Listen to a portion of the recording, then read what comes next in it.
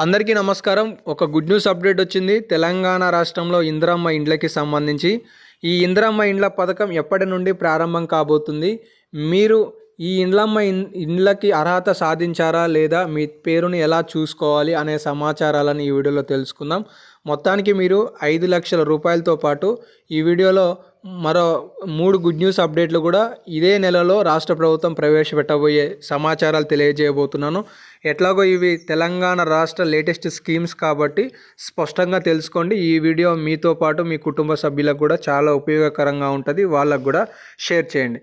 తెలంగాణ రాష్ట్రంలో కాంగ్రెస్ ప్రభుత్వం వస్తే ఇల్లు లేని నిరుపేదలకు ఇంటి నిర్మాణం చేపడతామని మేనిఫెస్టోలో ప్రకటించారు. దానికి అనుగుణంగానే పొంగులేటి శ్రీనివాసరెడ్డి గారు దీనికి ఇన్ఛార్జిగా వ్యవహరిస్తూ తెలంగాణ రాష్ట్రంలో 4,50,000 ఇందిరమ్మ ఇండ్లను మొదటి విడతలో సంక్రాంతికి మంజూరు చేయనున్నారన్నమాట. ఒక్క ఇంటి నిర్మాణానికి 5,00,000 రూపాయలను 3 లేదా 4 విడతలలో మంజూరు చేయబోతున్నారు.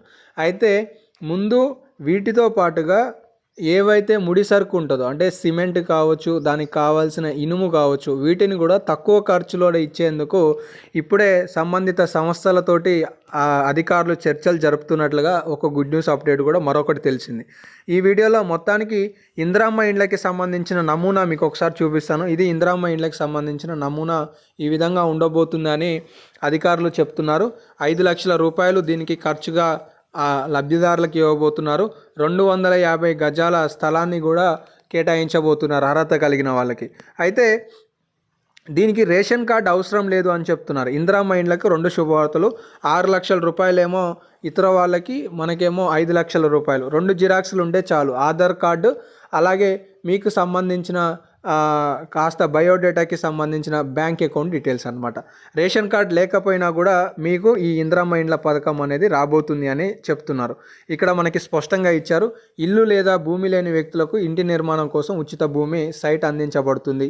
ఆర్థిక సాయం కింద 5,00,000 ఇంటి నిర్మాణం కోసం అవసరమైన వారికి అందజేయబడుతుంది. తెలంగాణ ఉద్యమ యోధులు లేదా కార్యకర్తలకు 250 గజాల ఇళ్ల స్థలాన్ని కేటాయించబోతున్నారు. ఈ పథకాన్ని రాష్ట్ర ప్రభుత్వం సంక్రాంతి జనవరి నెలలో ప్రారంభించబోతుందని ఇప్పటికే స్టేట్మెంట్ని కూడా తెలియజేశారు. సో ఇదైతే ఒక గుడ్ న్యూస్ అప్డేట్ అనేది చెప్పుకోవచ్చు.